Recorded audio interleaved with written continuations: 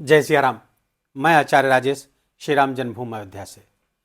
प्रिय दर्शकों, ऊर्जा, उत्साह, शक्ति, साहस, पराक्रम, लड़ाई झगड़ा, वाद विवाद, क्रोध, अहंकार, हथियार आदि के कारक ग्रह भूमिपुत्र मंगल 16 जनवरी से अपनी पृथ्वी तत्व राशि, अपनी उच्च राशि मकर राशि पर गोचर करना प्रारंभ कर देंगे, जहां पर वो 23 फरवरी 2026 तक रहेंगे।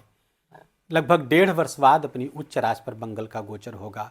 मीन राशि के जातकों को इसका क्या परिणाम प्राप्त होगा, इसको आइए 3 चरणों में समझते हैं। पहले चरण में देखेंगे कि किस भाव पर, किस राशि पर मंगल का गोचर होगा और क्या परिणाम देगा।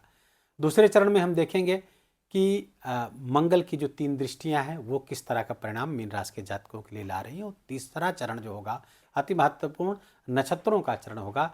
जिन 3 नक्षत्रों पर गोचर इस कालखंड में करेंगे, उन नक्षत्रों पर गोचर करते हुए क्या परिणाम लाएंगे। वीडियो आपके चंद्र राशि पर आधारित है। यदि आपको अपनी चंद्र राशि नहीं पता है तो अपने प्रचलित नाम के आधार पर इस वीडियो को देखकर लाभ उठा सकते हैं। मीन राशि के जातकों के लिए मंगल आपके भाग्य भाव, नवम भाव, त्रिकोण भाव के स्वामी होकर के इनका फंक्शनल रोल बहुत अच्छा हो गया है। और यहाँ पर अब राशि के स्वामी के साथ उनकी नैसर्गिक मित्रता भी है। मीन राशि के स्वामी देवगुरु बृहस्पति होते हैं। देवगुरु बृहस्पति और मंगल के बीच में नैसर्गिक मित्रता है, स्वाभाविक मित्रता है। त्रिकोण के स्वामी हो जाने के कारण भी यहाँ पर मंगल बहुत ही ऑस्पिशियस हो गए हैं। उनका फंक्शनल रोल, काम, उनकी कार्यात्मक भूमिका बहुत अच्छी हो गई है। भूमिपुत्र मंगल का आपके राशि से लाभ स्थान पर, एकादश स्थान पर गोचर हो रहा है। वहां पर उच्च राशि के होकर के गोचर करेंगे, अपनी उच्च राशि पर रहेंगे। अब यहां पर मंगल को देखेंगे तो आपके धन स्थान के स्वामी हैं, वेल्थ के स्वामी और भाग्य के स्वामी हैं। इन 2 बहुत शुभ भावों के स्वामी होकर के कहां पहुंच गए, आपके लाभ स्थान पर। अब चूंकि ये भाग्य का है तो अत्यधिक शुभ हो गया। ये मारक भाव भी है, लेकिन मारक भाव का परिणाम इसलिए नहीं प्राप्त होगा क्योंकि मंगल यहां पर लाभ स्थान पर है, इच्छा पूर्ति के स्थान पर गोचर करेंगे। तो इच्छा पूर्ति कराने आए हैं, आपको लाभ कराने आए हैं, आपकी इनकम को बढ़ाने आए हैं, आपको पद और प्रतिष्ठा का लाभ देने आए हैं। एकादश स्थान एकमात्र स्थान वो होता है जहां पे सारे ग्रह जाकर के अच्छे परिणाम देते हैं। तो मटेरियलिस्टिक लाइफ के लिए एकादश स्थान पर मंगल का होना बहुत शुभ है, आपके लिए बहुत अच्छे परिणाम ला रहा है। अब चूंकि भाग्य का भी कनेक्शन आ रहा है तो भाग्य लाभकारी हो रहा है, तो भाग्य से भी आपको बड़े बड़े लाभ होंगे। भाग्य से बड़े बड़े काम आपके बनते हुए दिख रहे हैं, जिसमें पिता, गुरु, धर्म आदि का भी सहयोग आपको प्राप्त, उनकी हेल्प प्राप्त हो रही है आपको। और साथ ही साथ आपके वाणी के कारक भी है मंगल लाभकारी, तो वाणी भी यहाँ पर लाभकारी आपकी होती हुई दिख रही है। वाणी से भी लाभ आपको प्राप्त होगा, स्पीच से लाभ होता हुआ दिख रहा है। ये एक्युमुलेटेड वेल्थ का भी भाव है। एक्युमुलेटेड वेल्थ लाभ स्थान पर जाके बैठेंगे तो ये बड़े जबरदस्त लाभ आपको संचित धन से भी प्राप्त होगा। संचित धन आपका इनकम के सोर्सेस पर इन्वेस्ट होगा, जो आपके लिए लाभकारी होगा। अच्छा, धन स्थान के स्वामी का लाभ स्थान पर गोचर करना, ये एक लाभ के योगों में से आता है, जो लक्ष्मी योगों में से एक योग होता है। तो फलता आर्थिक गतिविधियों के लिए मीन राशि के जातकों के लिए 16 जनवरी से 23 फरवरी के मध्य का समय बहुत ही अच्छा है। कोई पुराना काम आप करना चाह रहे थे, आर्थिक गतिविधियों से जुड़ा हुआ, अभी तक आप शुरू नहीं कर पाए, तो अब आपको शुरू कर देना चाहिए। अब सप्तम स्थान से पंचम स्थान पर मंगल का गोचर होगा, सप्तम से पंचम। अच्छा, यहां से देखेंगे अगर इस सप्तम भाव से तो पंचम स्थान पर, और वहां से गिनेंगे तो ये सप्तम भाव जो व्यापारिक गतिविधियों का है, ये यहां से नवम पड़ेगा। तो नवम पंचम का एक संबंध बनेगा। अगर हम सप्तम से संबंधित फल को जानने का प्रयास करेंगे तो, अन्यथा ऐसे तो कोई कनेक्शन नहीं बन रहा। भावात भवम के कारण जो सूत्र है भावात भवम का, उसके कारण ये संबंध बनता हुआ दिख रहा है। फलता आर्थिक गतिविधियां, व्यापारिक गतिविधियां सब लाभकारी होती हुई आपके दिख रही। जीवन साथी आपके लिए लाभकारी होता हुआ दिख रहा है। भाग्य का मैंने बताया सपोर्ट आपको मिल रहा है। धन जो कुटुंब है उसका भी सहयोग प्राप्त हो रहा है। आपका संचित धन आपके लिए लाभ के पक्ष में है। तो ये सब कुल मिलाकर के राशि और भाव को देखेंगे तो बहुत शुभ गोचर आपके लिए चल रहा है। अच्छा, अब यहां पर मंगल की दृष्टियों को देखें तो मंगल लाभ स्थान से चौथी दृष्टि से धन स्थान को देखेंगे। यही के स्वामी है, लाभ स्थान पर गोचर कर रहे हैं। कितना खूबसूरत योग बन गया। धन स्थान के स्वामी लाभ स्थान पर उच्च के होकर गोचर कर रहे हैं और यहां से उनकी दृष्टि अपने ही घर अपनी मूल त्रिकोण राशि पर आ रही है। तो ये दोनों भाव बहुत तेजी से एक्टिवेट हैं और बहुत फ्लरिश होंगे, बहुत अच्छे परिणाम आपको देते हुए दिख रहे हैं।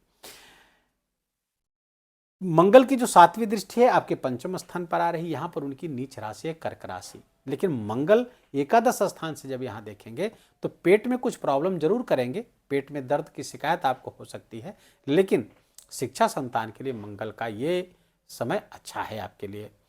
विद्यार्थियों को अपनी पढ़ाई पर ध्यान केंद्रित करना, मंगल की दृष्टि यहाँ पर है, आपको अपनी पढ़ाई पर ध्यान केंद्रित करना चाहिए। सफलता यदि आप कोई कंपटीशन वगैरह दे रहे हैं तो आपके लिए लाभकारी है विद्यार्थियों के लिए। अन्य कोई प्रतिस्पर्धा आपकी है उसमें भी आपकी विजय प्राप्त होगी, क्योंकि मंगल की 8वीं दृष्टि यहाँ पर पड़ रही है। इस पर मैं भी बाद में आता हूँ, इसको थोड़ा सा एलिबरेट कर दूँ। यहाँ पर प्रेम, अगर आप प्रेम जीवन में है तो आपका अहंकारवादी रवैया, क्योंकि मंगल जब उच्च के होंगे तो अहंकारवादी रवैया आपका हो सकता है, जिसके कारण से ईगो कॉन्फ्लिक्ट प्रेम जीवन में हो सकता है, जिसके कारण वहाँ पर प्रॉब्लम आ रही है। बाकी अपनी संतान पर यदि आप हावी होने का प्रयास करेंगे, कुछ वहाँ कॉन्फ्लिक्ट पैदा होंगी, कुछ समस्याएं वहाँ भी पैदा हो जाएंगी।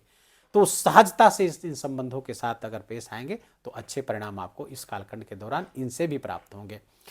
मंगल की जो 8वीं दृष्टि जिसकी मैंने बात कही छठे स्थान पर आएगी, ये बहुत शुभ दृष्टि होगी, क्योंकि इस स्थान पर मंगल को स्थान बल प्राप्त होता है, दृष्टि को स्थान बल प्राप्त हो जाएगा। यहाँ के कारक भी होते हैं, तो अपने कारक वाले स्थान पर दृष्टि डालेंगे। और एक शुभ बात और देखेंगे कि इस स्थान छठे स्थान के स्वामी मंगल के साथ ही गोचर कर रहे हैं। छठे स्थान के स्वामी मंगल स्थान से गोचर कर रहे हैं, तो यदि आप हीलिंग के सेक्टर से हैं, चिकित्सा के क्षेत्र से हैं, आप डॉक्टर हैं या कोई मेडिकल से रिलेटेड आपका कोई व्यापार व्यवसाय है, जबरदस्त परिणाम आपके लिए लाता हुआ दिख रहा है।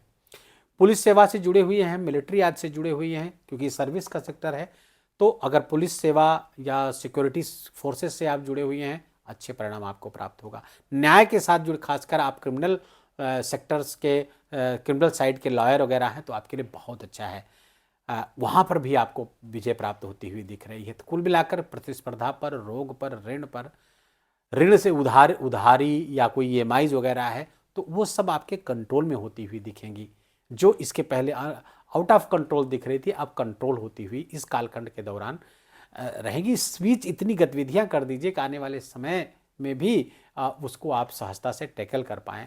इसलिए रोग, ऋण, शत्रु सब पर हावी होते हुए दिख रहे हैं, अच्छे परिणाम प्राप्त होंगे। लेकिन मंगल के छठे स्थान पर दृष्टि कभी कभी एक्सीडेंट का भी कारक हो सकती है, तो थोड़ा गाड़ी वगैरह सावधानी से आपको चलाना चाहिए। अब आते हैं मंगल के नक्षत्रों पर। मंगल जिन नक्षत्रों पर गोचर करेंगे, तो मंगल 11 जनवरी से वर्तमान में उत्तराषाढ़ा नक्षत्र पर गोचर कर रहे हैं, जहां पर वो 29 जनवरी तक गोचर करेंगे। उत्तराषाढ़ा नक्षत्र 2 तारों का नक्षत्र है, ऊर्ध्वमुखी नक्षत्र है। ऊर्ध्वमुखी का मतलब होता है प्रोग्रेसिव नक्षत्र है, आगे बढ़ाने वाला, प्रोग्रेस कराने वाला नक्षत्र है। उत्तराषाढ़ा नक्षत्र इच्छाएं पूरी करने वाला नक्षत्र है, और इस नक्षत्र के जो स्वामी सूर्य हैं वो मंगल के साथ ही गोचर कर रहे हैं, तो बड़ा खूबसूरत गोचर है। तो बहुत शानदार आपको परिणाम यहाँ पर प्राप्त होंगे, आपकी इच्छाएं पूरी हो। अच्छा, इच्छा पूर्ति के स्थान पर भी है, यहाँ ये इच्छा पूर्ति, यहाँ फुलफिल ऑफ डिजायर से यहाँ देखते हैं, तो बड़ी बड़ी इच्छाएं इस बीच आपकी पूरी होंगी। इसी कालखंड के दौरान बड़ी इच्छाएं आपकी पूरी होती हुई दिख रही हैं, वो चाहे एक्यूमुलेटेड वेल्थ को लेकर के हो, पैटर्नल प्रॉपर्टी से, कुटुंब की संपत्ति से लेकर के हो, वहाँ से आपको लाभ हो सकता है, या भाग्य से, यात्राओं से, विदेश से, वैदेशिक यात्राओं से संबंधित कोई डिजायर थी, वो सब यहाँ पर बैठ करके मंगल पूरी करते हुए दिख रहे हैं। उत्तराषाढ़ा नक्षत्र पर गोचर मंगल का करना बहुत शुभ है। उसके बाद 29 जनवरी से 15 फरवरी तक मंगल श्रवण नक्षत्र पर गोचर करेंगे। नाम से ही स्पष्ट है, श्रवण अर्थात सुनना। और दूसरा, श्रवण नक्षत्र की जो आकृति होती है सूंड की तरह होती है, हाथी की सूंड की तरह। यहाँ पर फूंक फूंक कर कदम आपको बढ़ाएंगे तो आपको लाभ होगा। श्रवण नक्षत्र चंद्रमा का नक्षत्र है। चंद्रमा के नक्षत्र पर मंगल का गोचर करना या चंद्रमा के साथ युति बनाना, ये एक तरह के लक्ष्मी योग होता है। आर्थिक गतिविधियों के लिए इस नक्षत्र पर मंगल का गोचर करना बहुत शुभ है, बड़े परिणाम लाने वाला है। इस बीच अर्थात 29 जनवरी से लेकर के 15 फरवरी के मध्य में आर्थिक गतिविधियां जो भी करेंगे उसमें सफलता आपको प्राप्त होगी, बशर्ते कि श्रवण तथा सुन करके आपको, अर्थात अपने मेंटर से, अपने गुरु से, पिता से, उनके सलाह पर काम करेंगे, उनकी सलाह को तरजीह देते हुए, इम्पोर्टेंस देते हुए आगे बढ़ेंगे, आपको कदम कदम पर लाभ प्राप्त होगा। मीन राशि के जातकों के लिए 15 फरवरी से लेकर के 3 मार्च तक मंगल अपने ही नक्षत्र धनिष्ठा नक्षत्र पर गोचर करेंगे। अपने नक्षत्र पर, अपनी उच्च के राशि पर मंगल का गोचर करना बहुत शुभ परिणाम लेकर के आएगा।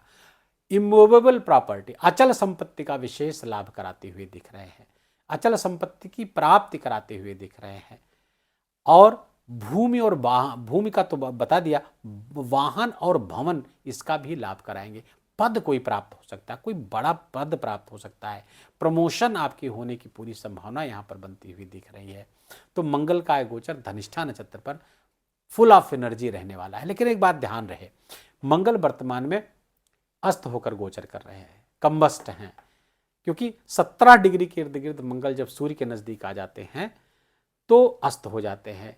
मंगल का तेज, सूर्य का तेज मंगल की ऊर्जा को आच्छादित कर लेता है, अर्थात मंगल की ऊर्जा सूर्य के तेज में विलीन हो जाती है।